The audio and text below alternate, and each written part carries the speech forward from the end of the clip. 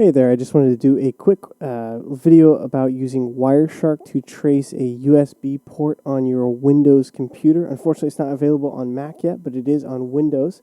When you're in the installation process for Wireshark, there will be a little pop-up for a plugin. Make sure you install USBPcap so that you can trace your USB port. So if we're looking in Wireshark here, I've got it installed. And we have right here, we've got USBPcap 1 and USBPcap 2. I've done a little bit of work here, and I've found that my one of my USB ports here shows up on USBPcap 2. So to start, double-click on your USBPcap that is associated with your USB port that is on your computer.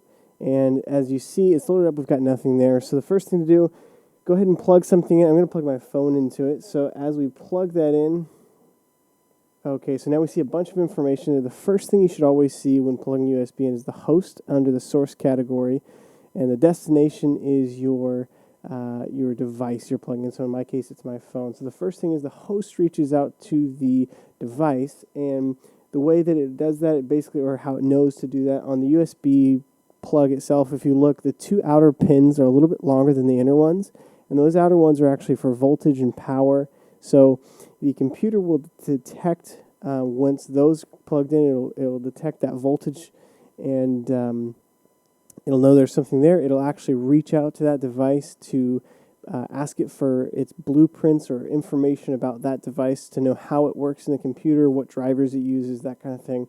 And so we see that first one here is from the host to our device, which is my phone.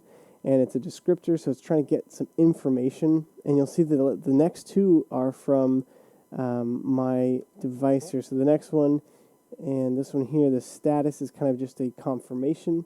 But this first one, if we actually go into this and we go to this section, device descriptor, if you open that up, you'll actually see, you'll see quite a bit of information. And I'll put a link to a page that I found that's pretty helpful, kind of decoding some of the parts of that. But we can even see here under ID product, it says iPhone 5, 5C, 5S, or 6. And my phone's a 6S, so sometimes we do get some pretty obvious information that actually even comes up there. So that can be really handy in troubleshooting some USB stuff. Make sure that host reaches out first, and you can kind of go through this information and see what's coming up, but that'll kind of give you a little bit of a description on what we're looking for there. So yeah, if you have any questions, feel free to post a comment. Thanks.